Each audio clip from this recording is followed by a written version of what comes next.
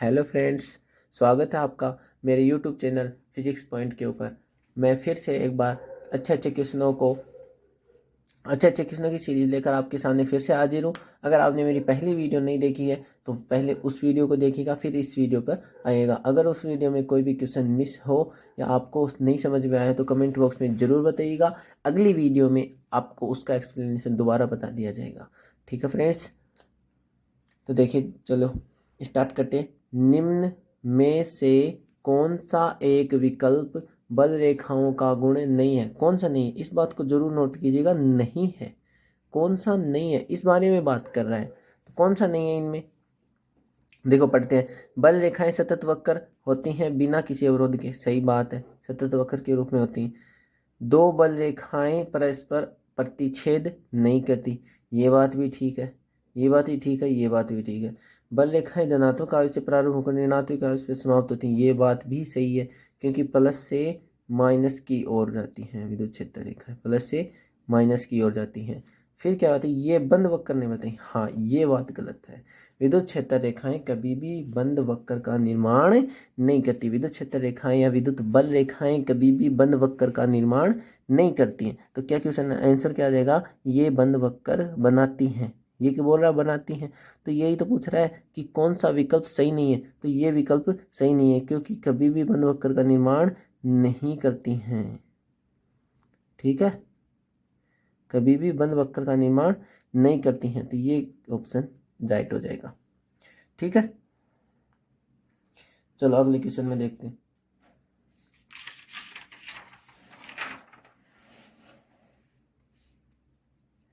क्या बात पूछ रहा है अपने को कि किसी वर्ग के चारों कोनों पर, किसी वर्ग के चारों कोनों पर बिंदु आवेश minus Q, minus capital Q, minus small Q, two Q तथा टू कैपिटल क्यू क्रमशः रखे गए हैं। क्यू तथा कैपिटल क्यू तथा स्मॉल क्यू के बीच क्या संबंध होना चाहिए ताकि वर्ग के केंद्र पर विद्युत विभव शून्य हो जाए? ये क्वेश्चन है अपना। तो बोल रहा है कि क्वेश्चन में एक कोई वर्ग है, उसके चारों कोनों पर आवेश रखे गए हैं। ठीक है, तो क्या बोल रहा है? Capital Q minus small Q, capital Q और स्मॉल क्यू। ठीक है, तो ये दूरी ए इसकी भुजा है। ठीक है, ए भुजा हमने मान ली। वर्ग की तो सभी भुजाएं बराबर होती हैं। तो अच्छा, एक बात देखो कि ये भुजा, ये बीच में सेंटर पॉइंट है। मैंने यहाँ से लंब डाला। ठीक है, मैंने यहाँ से लंब डाल दिया। तो ये क्या होगा? ए बाई टू। और ये भी क्या होगा? ए बाई टू। ये ए बाई टू, ये ए बाई टू, और ये भी ए बाई टू। ये भी तो आधा है। यहाँ से यहाँ तक की दूरी कितनी है? ए बाई टू ही तो है। अपने को क्या चाहिए? ये दूरी चाहिए, इस आवेश और इस आवेश के बीच की दूरी। ठीक है, देखो, देखते हैं कि क्या दूरी है। सेंटर से सभी आवेशों के बीच की दूरी, अपने को ये दूरी चाहिए। ये दूरी कैसे आएगी? कर्ण का स्क्वायर तो ये एक ट्राइंगल बन रहा है, राइट एंगल ट्राइंगल, समकोण त्रिभुज, कर्ण का स्क्वायर। पाइथागोरस प्रमेय से हम निकाल सकते हैं कि ए स्क्वायर बटे 2/4, सॉरी, ए स्क्वायर बटे 4 प्लस ए स्क्वायर बटे 4 इजक्वल टू कर्ण का स्क्वायर। कर्ण को मैं कैसे डिनोट कर देता हूँ यहाँ पे, है ना? तो कर्ण का स्क्वायर इज इक्वल टू, ये कितना हो जाएगा? 2a² और नीचे 4, मतलब 2 से 2 कैंसिल हो जाएगा। ए स्क्वायर बटे 2 आ जाएगा। इसका स्क्वायर हटाऊंगा तो क्या आ जाएगा? a बटे अंडर रूट 2। मतलब इसकी वैल्यू कितनी आ गई? a बटे अंडर रूट 2, a बटे अंडर रूट 2। तो सभी आवेशों की सेंटर से दूरी कितनी हो गई? a बटे अंडर रूट 2। टोटल विभव चाहिए मेरे को। क्या चाहिए? टोटल विभव। क्या बोला? टोटल केंद्र पर विभव शून्य हो जाए, केंद्र पर विभव शून्य हो जाए। तो देखो, देखते हैं कि इस माइनस के आवेश के कारण विभव माइनस के कैपिटल क्यू अपॉन में ए बट्टे अंडर रूट 2। ठीक, फिर माइनस क्यू अपॉन में ए बट्टे अंडर रूट 2। ठीक है, समझा नहीं समझा इस बात को? चलो आगे देखते हैं। फिर प्लस 2 स्मॉल क्यू के अपॉन में ए बट्टे under root 2 plus 2 capital Q के अपॉन में ए बट्टे अंडर रूट 2। ठीक है, सभी कैंसिल हो जाएंगे तो क्या बच जाएगा यहाँ पर, विवो का मान कितना दे रखा है 0, तो ये क्या आ जाएगा minus Q minus small Q plus 2 Q और plus 2 capital Q equal to 0। 2 और 2 में से एक जाएगा, कितने बच जाएंगे, माइनस का क्यू प्लस का 2 क्यू माइनस का Q equal to small Q, मतलब minus Q equal to small Q कोई है, देखा। अच्छा, यहाँ से माइनस में हटा दूंगा तो यहाँ लग जाएगा, तो अच्छा यहाँ पे माइनस, मतलब कौन सा option, Q equal to minus Q आ रहा है, तो option A is the right answer, option is the correct answer. ठीक है, समझे नहीं समझे इस बात को, ये दूरी आ जाएगी, मेन बात ये है कि ये दूरी निकालनी है अपने को, ये दूरी कितनी आ जाएगी ए बट्टे अंडर रूट 2, ए बट्टे अंडर रूट 2। ठीक है, फिर अगला क्वेश्चन है, त्रिज्या आर की वलय पर आवेश क्यों एक समान रूप से वितरित है।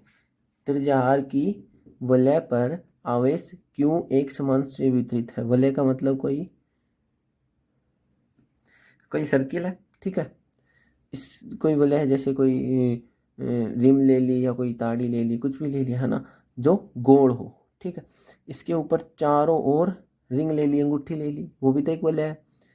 तो इसके चारों ओर आवेश क्यों एक समान रूप से वितरित है, तो इसके केंद्र पर स्थित आवेश द्वारा अनुभव बल क्या होगा। मैंने आपको बताया कि एक चालक गोला और एक गोलीय कोष, चालक गोला और गोलीय कोष, तो ये क्या है, गोलीय कोष ही तो है। तो इसके सेंटर पर विद्युत क्षेत्र शून्य होता है, सेंटर पर ई केंद्र इज इक्वल टू 0, तो केंद्र पर विद्युत क्षेत्र शून्य होता है, बल इज इक्वल टू क्या होता है क्यू ई, तो ई शून्य है तो एफ भी क्या हो जाएगा शून्य, एफ भी क्या हो जाएगा शून्य, option C is the right answer. समझे नहीं समझे बात को। ठीक है, ये देखो, अब किसी उदासीन चालक गोले की कल्पना कीजिए, किसी उदासीन चालक गोले की कल्पना कीजिए, धनावेशित बिंदु आवेश को गोले के बाहर रखा जाता है, तब गोले पर कुल आवेश होगा, तब गोले पर कुल आवेश क्या होगा। अब देखो समझो इस बात को, एक क्वेश्चन वाला क्या कह रहा है कि ये कोई चालक गोला है। ठीक है, इसके पास कोई क्या है, धनावेशित बिंदु आवेश है, धनावेशित बिंदु आवेश है, प्लस क्यों चार्ज है। ठीक है, तो गोले के बाहर रखा गया है, तो गोले पर कुल आवेश क्या होगा, गोले पर कुल आवेश शून्य होगा। देखो कैसे, कि प्रेरण की विधि में हमको पता है कि गोले के इस साइड का ये है, आधा साइड ये है, आधी साइड ये है। ठीक है, तो इस साइड में प्लस क्यू चार्ज है, तो इस साइड में ऑटोमेटिक माइनस चार्ज आ जाता है, आधी साइड तक आता है, लेकिन इस साइड में क्या आएगा प्लस का चार्ज आ जाएगा, तो जितना ये नेगेटिव है उतना ही पॉजिटिव आ जाएगा, तो गोले पर टोटल चार्ज कितना हो जाएगा, टोटल चार्ज कितना हो जाएगा, टोटल चार्ज हो जाएगा शून्य, टोटल चार्ज शून्य। तो ये ऑप्शन देखो, ऋणात्मक एवं गोले की सतह पर एक समान से वितरित, नहीं ये बिल्कुल गलत है। अगला ऑप्शन देखो अगला क्या है, ऋणात्मक तथा केवल बिंदु आवेश के समीप ही होता है, नहीं ये भी गलत। ऋणात्मक तथा गोले के संपूर्ण सतह पर समान रूप से वितरित होता है, ये भी गलत। अगला क्या है शून्य, समझे नहीं समझे, option D is the right answer. ठीक है, ये क्वेश्चन टॉप लेवल के क्वेश्चन है और यही आपका नेवी और एयरफोर्स का लेवल है। अच्छे अच्छे क्वेश्चन में पहले चूज करता हूँ, सेलेक्ट करता हूँ, फिर यहाँ पे लिखता हूँ, फिर आपको सॉल्यूशन प्रोवाइड करवाता हूँ। ठीक है, अगर मेरी मेहनत अच्छी लगे तो वीडियो को लाइक जरूर करना और चैनल को सब्सक्राइब कर देना, और ताकि अपने फ्रेंड्स को भी शेयर कर देना जिससे उनको इस वीडियो का लाभ मिल सके। ठीक है, एक चालक को इलेक्ट्रॉन स्थानांतरण द्वारा आवेश से 3 गुणा 10⁻⁷ कूलम्ब आवेश दिया जाता है, तो चालक को प्रदान किए गए इलेक्ट्रॉनों की संख्या क्या होगी। चालक को प्रदान किए गए इलेक्ट्रॉनों की संख्या क्या होगी। अब हमको अच्छी तरह पता है कि Q इजिकल टू क्या होता है एन ई। आवेश के क्वांटीकरण का फॉर्मूला क्या होता है Q equal to N E. अपने को क्या दे रखा है कि एक चालक को इलेक्ट्रॉन स्थानांतरण के द्वारा आवेश इतना दिया जाता है तो चालक में प्रदान किए गए इलेक्ट्रॉनों की संख्या क्या होगी। मतलब आवेश का मान Q का मान कितना है -3 गुणा 10⁻⁷। ठीक है, और इलेक्ट्रॉन का चार्ज कितना होता है 1.6 गुणा 10⁻⁹ इजिकल टू एन। इसकी वैल्यू कितनी आ जाएगी 10 की पावर, ये कैंसिल होगा तो 10 की पावर कितना बच जाएगा 12। 10 की पावर 12, 10 की पावर 12, 10 की पावर 12 किस में है, इसमें है, इसमें नहीं है, इसमें भी नहीं है, इसमें भी नहीं है। तो आ सकता है क्या, नहीं आ सकता बिल्कुल भी। तो सीधा ही दिख रहा है कि option D is the right answer होगा। Option D is correct answer. ये देखो क्या होता है, यहाँ से हटेगा तो यहाँ पे 0 लग जाएगा तो लगभग 2 आ जाएगा, लगभग 2 आ जाएगा, क्योंकि 16 दूनी कितना होता है, यहाँ से मैं पॉइंट हटाऊंगा तो यहाँ पे 30 हो जाएगा, तो 16 दूनी कितना होता है 32, तो लगभग 2 आ जाएगा। और 10 की पावर 12, तो मतलब 2 गुणा 10 की power 12। Option D is the correct answer. एकदम बिल्कुल ईजी है क्वेश्चन, आपको पैटर्न फॉर्मूले पर ही आधारित है। फॉर्मूला आपको पता होना चाहिए, आप क्वेश्चन को आसानी से फोड़ सकते हो। ठीक है, देखो अगला क्वेश्चन, एक से एक। आप नोटिस कीजिएगा कि जो पैटर्न में रख रहा हूं इसमें न्यूमेरिकल भी हैं और जो जो लैंग्वेज पर बेस्ड क्वेश्चन है वो भी आपको अच्छी तरह से प्रोवाइड किए जा रहे हैं। ठीक है, अगला क्वेश्चन देखो, तो दो समान आवेशित गोले एक दूसरे से वायु में मतलब वायु या निर्वात में 0.6 मीटर की दूरी पर रखे गए हैं। मतलब आर इक्वल टू कितना है 0.6 मीटर। ठीक है, इनके बीच लगने वाला प्रतिकर्षण बल F इज इक्वल टू कितना है 10 मिल एम जी। मतलब 10 m का मतलब गुणा 10 की पावर -3। जी की वैल्यू देखो आपको कितनी दे रखी है 10, तो यहाँ पे जी की वैल्यू कितनी आ जाएगी 10। ठीक है, एफ की वैल्यू आ गई न्यूटन। और फिर क्या है, तो गोले पर आवेश क्या होगा, F is equal to coulomb के नियम से अपने को होता है कि के क्यू स्क्वायर, समान आवेशित है तो क्यू स्क्वायर ले लेंगे और अपॉन में आर स्क्वायर। तो एफ 10 गुणा 10 की पावर -3 इंटू में 10 इज इक्वल टू के की वैल्यू 9 गुणा 10 की पावर 9 और क्यू स्क्वायर की अपने फाइंड करनी है। अपॉन में आर स्क्वायर कितना है, आर कितना है 0.6 मीटर, तो 0.6 मतलब 0.36 देखो क्या आ जाएगा, Q square is equal to, यहाँ से मैं इसका 36 का क्या इससे कैंसिल करूँगा, क्या आ जाएगा 0.4 आ जाएगा ना। अब देखो क्या बात है कि क्यू स्क्वायर 10, ये कितना आ जाएगा 10 की पावर -1 बच जाएगा, 10 की पावर -1 बच जाएगा, नहीं बच जाएगा, बच जाएगा। ठीक है, फिर क्या है कि क्यू स्क्वायर मैंने इस साइड में रख लिया और 0.4 को मैं इसके मल्टीप्लाई में लेके आऊँगा, 0.4 लेके आ गया। यहाँ पे 10 की पावर 9 यहाँ आ जाएगा और एक 0.4 का मैं पॉइंट हटाऊँगा तो 10 यहाँ पे भी आ जाएगा, आ जाएगा नहीं आ जाएगा। तो कितने हो गए 10 की पावर -11, तो Q square is equal to 10 की पावर 11, 10 की पावर कितनी हो गई है 10 की पावर 9 है और 10 की पावर सॉरी देखना ये क्या है 0.36 है तो 0.04 आएगा, 0.04 आएगा तो यहाँ पे मेरे को 2 0 लगाने पड़ेंगे, समझे ना इस बात को। तो 0.04 ये कितने हो गए 10 की पावर 11 और ऊपर जाके 10 की पावर -12, मतलब 4 गुणा 10 की पावर -12।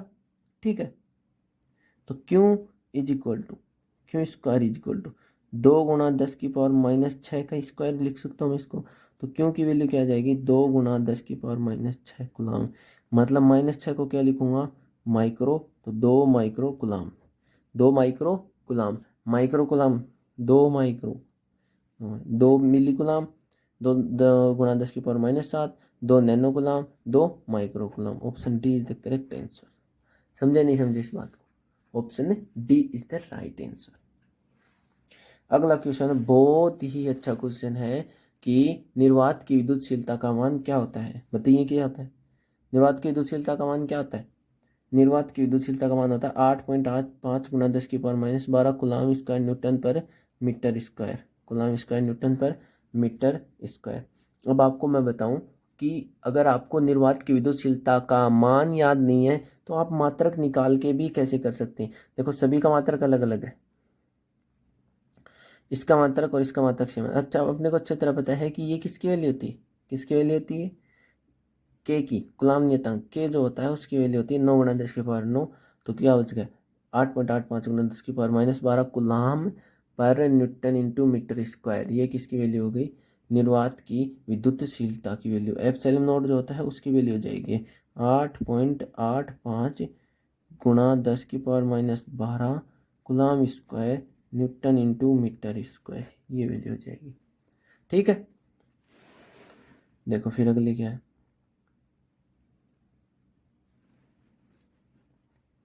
देखो एक आवेश Q को 2 भागों में Q और Q माइनस Q में विभाजित किया जाता है तो अलग करने पर दोनों आवेशों के बीच का कूलाम बल अधिकतम तब होगा जब अनुपात Q अपॉन में स्मॉल q का अनुपात क्या होगा? अपने को कैपिटल Q अपॉन में स्मॉल q का रेशियो बताना है।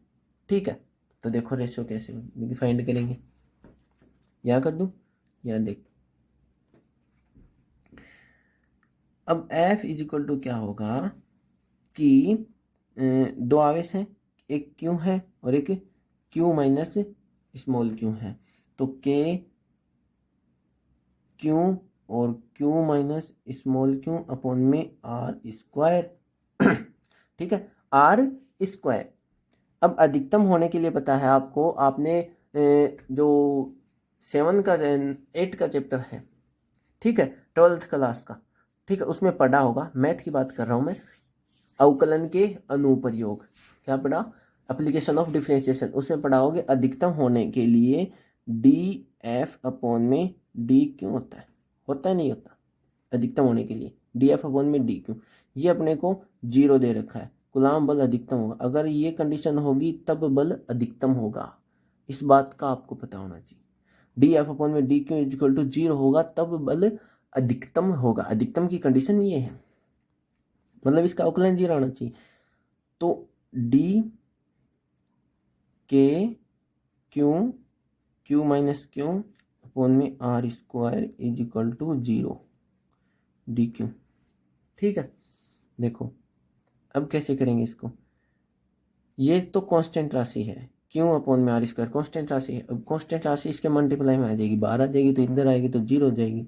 ठीक है, मेरे को अवकलन किसका करना है? D Q small Q minus Q square बटे D Q is equal to 0।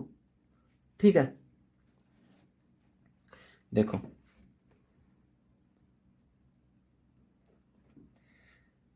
Q capital Q है, ये भी कांस्टेंट राशि हो जाएगी। सॉरी, डी क्यू से सापेक्ष करना है, कांस्टेंट राशि हो जाएगी और डी क्यू का अवकलन हो जाएगा 1। तो मतलब क्यू माइनस ये क्या हो जाएगा? 2 क्यू इज इक्वल टू 0। अपने को स्मॉल क्यू के सापेक्ष करना है ना, तो इसका तो हो जाएगा 2 क्यू और इसका क्यू कांस्टेंट है, कैपिटल क्यू कांस्टेंट हो जाएगा, ये 12 आ जाएगा। डी क्यू अपॉन में D Q is equal to 1 हो जाएगा। तो Q is equal to 2 Q. अपने को रेशियो किसका पूछा है? कैपिटल क्यू अपॉन में स्मॉल क्यू।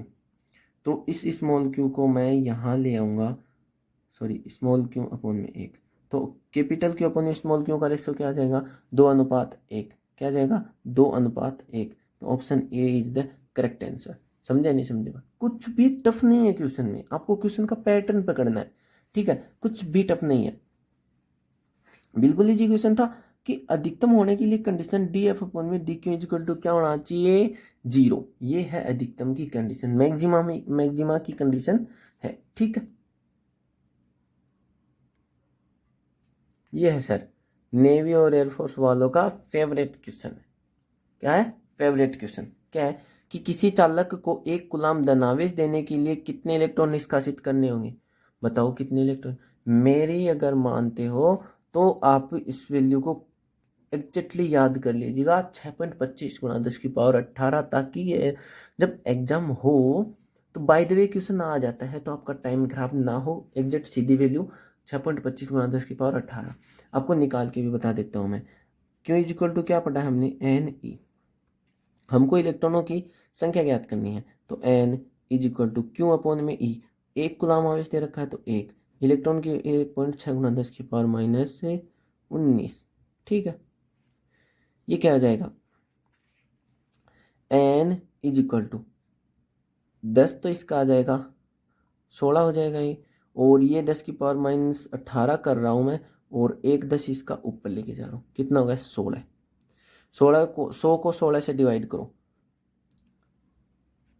16 छिकी 96, 16 छिकी 96, बच गए कितने 4, पॉइंट लगा देंगे 2, 16 दूनी 32, और फिर क्या बचेंगे 8, 16 पंजू 80, और 10⁻18 इसके गुणा में चल जाएगा। तो एन इज इक्वल टू क्या आ जाएगा, 6.25 गुणा 10⁻18 इज द राइट आंसर। आप इस वैल्यू को सीधा भी याद रखना, ठीक है, ताकि एग्जाम में आपका जो ये टाइम है ना, ये ऐसे ही क्वेश्चन तो बचाते हैं टाइम को, ठीक है। और आपको अच्छी तरह पता है कि इन एग्जाम्स में, किसी भी कंपटीशन एग्जाम में टाइम की बहुत वैल्यू होती है, ठीक है। देखो अगला क्वेश्चन देखो, दो R1 तथा R1 व R2 त्रिज्या के आवेशित चालक गोलों को एक तार द्वारा जोड़ दिया गया है, तब गोलों के पृष्ठीय आवेश घनत्वों का अनुपात क्या होगा। अब आपको अच्छी तरह पता है कि V इक्वल टू क्या होता है, के क्यू अपॉन में R। क्या होता है, V इज इक्वल टू के क्यू अपॉन में R। अब इनको क्या बताया कि R1 व R2 को एक चालक त्रिज्या से जोड़ दिया, गोले से, दोनों को, दोनों की त्रिज्या क्या है, सॉरी ये कैपिटल आर लेना, हमने को कैपिटल आर दे रखा है, ठीक है। तो दोनों गोलों की त्रिज्या R1 है, तो V1 इज इक्वल टू के क्यू अपॉन में R1, और V2 इज इक्वल टू के क्यू अपॉन में R2, ठीक। Q1 की देखो, चालक आवेशित चालक को एक तार द्वारा जोड़ दिया जाता है, इसका आवेश Q1 है, इसका आवेश Q2 है। अब एक तार से जोड़ दिया जाता है तो दोनों जो चालक हैं, गोले हैं, उनका विभव क्या हो जाएगा, समान हो जाएगा, विभव का मान समान हो जाएगा, मतलब V1 बराबर V2। तो के Q1 अपॉन में R1, sorry R, is equal to K Q2 upon में R2। के से के कैंसिल, Q1 अपॉन में Q2 is equal to R1 upon में R2, Q1 अपॉन में Q2 is equal to R1 upon में R2। अब अपने को पूछ रहा है कि पृष्ठ आवेश घनत्व का अनुपात बताना है, तो σ1 अपॉन में σ2 इज इक्वल टू, पृष्ठ आवेश घनत्व क्या होता है, आवेश अपॉन में क्षेत्रफल, आवेश अपॉन में क्षेत्रफल। तो Q1 अपॉन में 4 पाई R1 स्क्वायर, गोले का क्षेत्रफल R1 4 पाई R स्क्वायर, तो 4 पाई R1 स्क्वायर, Q2 अपॉन में 4 पाई R2 स्क्वायर, ठीक है, 4 पाई R2 स्क्वायर। तो σ1 अपॉन में σ2 is equal to 4 pi cancel, Q1 upon में Q2 इंटू R2 का स्क्वायर बटे R1 का स्क्वायर। देखो ये Q1 Q2 की वैल्यू क्या है, Q1 अपॉन में Q2 equal to R1 upon में R2 इंटू R2 का स्क्वायर R1 का स्क्वायर, इससे एक पावर कैंसिल, इससे एक पावर कैंसिल, R2 बट्टे R1, R2 बट्टे R1, R2 बट्टे R1, R2 बट्टे R1। Option B is the correct answer, option B is the right answer. Pattern पकड़ना है आपको, क्या पकड़ना है कि यदि गोलों को एक चालक तार द्वारा जोड़ दिया जाएगा तो उसकी विभव का मान समान हो जाएगा, दोनों गोलों के विभव का मान समान हो जाएगा, ठीक है। और ये बात तो मैं बोल रहा हूँ ना आपको कि कोई भी क्वेश्चन में प्रॉब्लम रह जाती है आपके, तो आप कमेंट बॉक्स में जरूर बताइएगा, ठीक है, उसका सॉल्यूशन आपको प्रोवाइड करवा दिया जाएगा, ठीक है। चलिए अगला देखते हैं। देखो, एक धातु के गोले ए को धनावेश दिया जाता है, जबकि दूसरे अन्य धातु के गोले को उतना ही ऋणावेश दिया जाता है, तो दोनों के द्रव्यमान समान है, दोनों के द्रव्यमान समान है तो अच्छा, ए को क्या दिया, धनावेश, मतलब धनावेश दे रहे हैं इसको, ये क्या है, निरावेशित गोला है ए, इसको मैंने पॉजिटिव चार्ज दे दिया, पॉजिटिव चार्ज दे दिया इसके ऊपर। तो मैंने इससे इलेक्ट्रॉन निकाले हैं, इसको इलेक्ट्रॉन दिए, इससे इलेक्ट्रॉन हमने निकाले हैं, इसलिए इस पर पॉजिटिव चार्ज है, तो इसके द्रव्यमान में क्या होगी, कमी। फिर दूसरी बात क्या है, ये बी है, इसको हमने क्या चार्ज दिया, नेगेटिव, नेगेटिव चार्ज दे दिया, ठीक है, नेगेटिव चार्ज दे दिया। अच्छा, बी का नेगेटिव चार्ज दिया तो इसको इलेक्ट्रॉन दिए हैं, इसलिए इस पे नेगेटिव चार्ज है, तो इसके द्रव्यमान में क्या होगी, अधिकता। तो क्या है, ए और बी दोनों के द्रव्यमान उतने नहीं है, बिल्कुल गलत। ए का द्रव्यमान बढ़ जाएगा, नहीं, ए का द्रव्यमान तो घट रहा है, गलत। बी का द्रव्यमान घट जाएगा, नहीं, बी का तो बढ़ रहा है, ये भी गलत। बी का द्रव्यमान बढ़ जाएगा, ये सही बात है। क्या बात है, ये सही बात है, बी का द्रव्यमान बढ़ जाएगा, ठीक है। देखो अगला क्वेश्चन, एक पिंड द्वारा प्रत्येक सेकंड में 10 की पावर 10 इलेक्ट्रॉन ग्रहण किए जाते हैं, कितने समय पश्चात पिंड का आवेश 1 कूलाम हो जाएगा, कितने समय पश्चात पिंड का आवेश 1 कूलाम हो जाएगा। अच्छा, ये क्या बोल रहा है कि प्रति सेकंड 10 की पावर 10 इलेक्ट्रॉन ग्रहण किए जाते हैं, क्यों इक्वल टू क्या होता है, एन ई, प्रति सेकंड बोल रहा है तो यहाँ पे क्या आ जाएगा, टाइम, ठीक है। तो क्यों पिंड का आवेश 1 कूलाम, इसका मान क्या दे दिया, 1 कूलाम, अपॉन में टी, एन की वैल्यू 10 की पावर 10 गुना ई की वैल्यू 1.6 गुना 10 की पावर माइनस 19, 1.6 गुना 10 की पावर माइनस 19, ठीक है। अपने को किसकी वैल्यू चाहिए, टी की वैल्यू तो चाहिए। देखो 10 की पावर 10 है, ये इसका जीरो हटाऊंगा मैं, 1/टी इज इक्वल टू 10 की पावर 10 16 अपॉन में 10 गुणा 10 की पावर 19, ये कितने बच जाएंगे, 9, सॉरी माइनस 19, कितने बच जाएंगे, 9। तो टी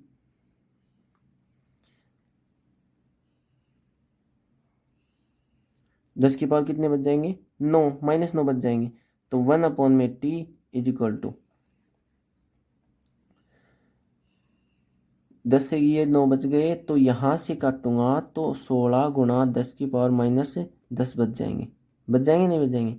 तो टी इज इक्वल टू मेरे को चाहिए, तो टी इज इक्वल टू क्या आ जाएगा, टी इज इक्वल टू क्या आ जाएगा, 1 अपॉन में, तो 10 की पावर 10 ऊपर आ जाएगा, पॉजिटिव हो जाएगा 16, ये वैल्यू है, ठीक है। 10 की पावर 10 अपॉन में 16 है, 10 की पावर 10 अपॉन में 16, ये वैल्यू सेकंड में कितने प्रति सेकंड है ना, तो ये वैल्यू सेकंड में है। अच्छा, 2 घंटे में इतनी सेकंड हो सकती, नहीं हो सकती, 2 दिन में भी नहीं हो सकती, 2 वर्ष में भी नहीं हो सकती। सबसे बड़ा जो हुआ वो क्या हुआ, 20 वर्ष, इसके बराबर आ जाएगा 20 वर्ष, ठीक है। इसको जब हम सोल्व करेंगे तो क्या आ जाएगा, 20 वर्ष, ये हो जाएगा राइट आंसर, ठीक है। पैटर्न आपको पता चल गया, 1 अपॉन में टी इज इक्वल टू 10 की power 10 into 1.6 into 10 to power minus 19, ठीक है। ऐसे इस क्वेश्चन को करना है।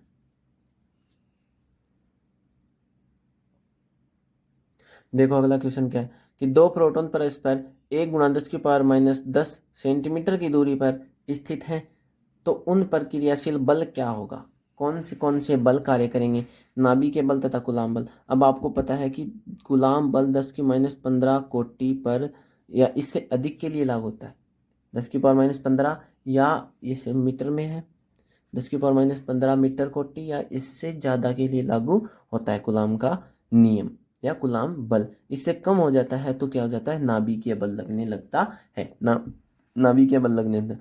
तो 10 की पावर माइनस 10 सेंटीमीटर है, 10 की पावर माइनस 10 सेंटीमीटर है, इसको मीटर में चेंज करना है, किसमें चेंज करना है, मीटर में।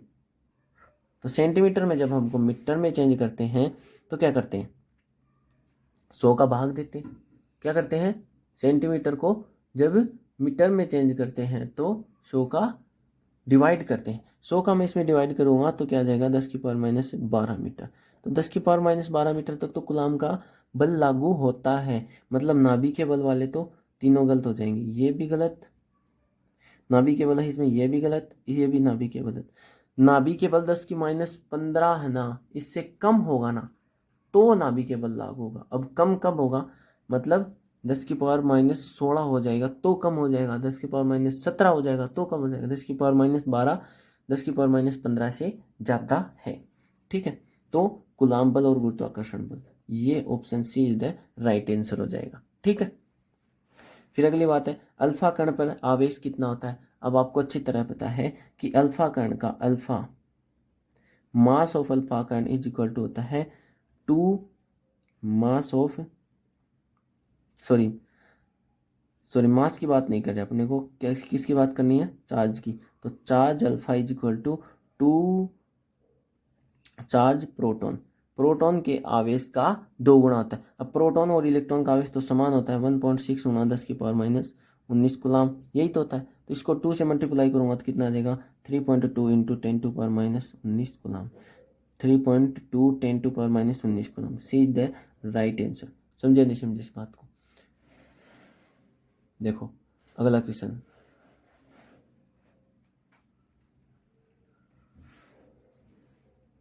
क्या क्वेश्चन है कि दो आवेश एक दूसरे से d दूरी पर स्थित हैं, यदि दोनों के मध्य बल d/2 मोटाई की तांबे की प्लेट रख दे तो प्रभावी बल क्या होगा।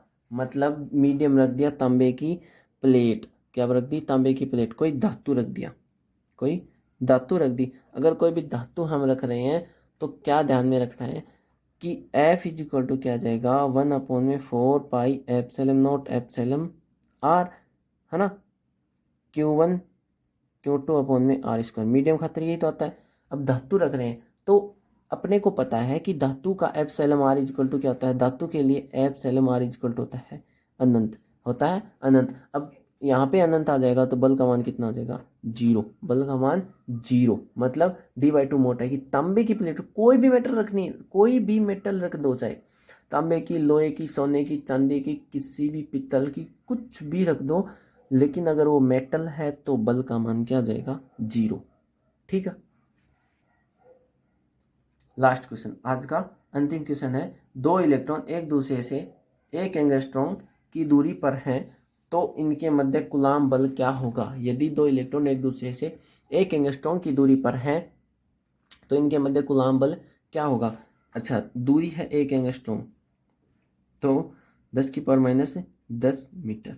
ठीक है, 1 एंगस्ट्रॉम का मतलब 10⁻⁻10 मीटर। कूलाम बल का मान पूछ रहा है तो Q चार्ज ऑफ इलेक्ट्रॉन क्या होता है, 1.6 गुना 10⁻⁻19। ठीक है, तो F इज इक्वल टू निकाल लेंगे। F इज इक्वल टू क्या आ जाएगा, K की वैल्यू क्या आती है, 9 गुना 10⁻9, चार्ज Q का स्क्वायर इंटू में 1.6 गुना 10⁻⁻19 का स्क्वायर अपॉन में 10⁻⁻10 का स्क्वायर। ठीक है, सोल्व करते हैं। देखो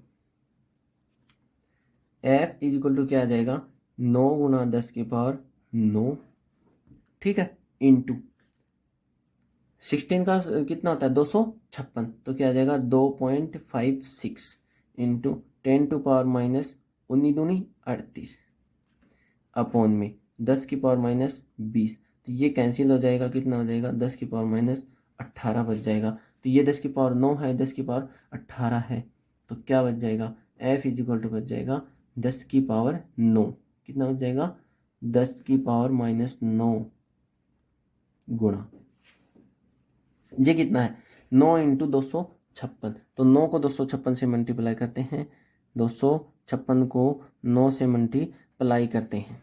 ठीक है, 9 छक्के 54, 54 असल की 5, 9 पंजू 45, 45 और 5 50, फिर से 5, 9 दूनी 18 और 5 23, 18 और 5 23।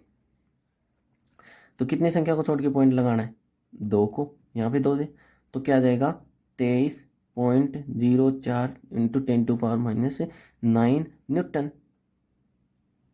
तो फिर देखो यहाँ पे -8 है, यहाँ पे -8 है, तो मैं यहाँ से 1 10 से नीचे लेके जाऊंगा तो एक संख्या छोड़ के और पॉइंट लग जाएगा, तो क्या आ जाएगा 2.3 गुना 10⁻⁻8 न्यूटन।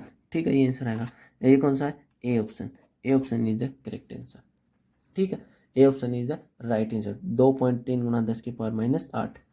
ठीक है फ्रेंड्स, ठीक है। अगर मेरी मेहनत अच्छी लगे तो वीडियो को लाइक करना, चैनल को सब्सक्राइब करना और इस वीडियो को अपने फ्रेंड्स को जितना हो सके उतना शेयर कर देना। ठीक है, धन्यवाद, थैंक यू।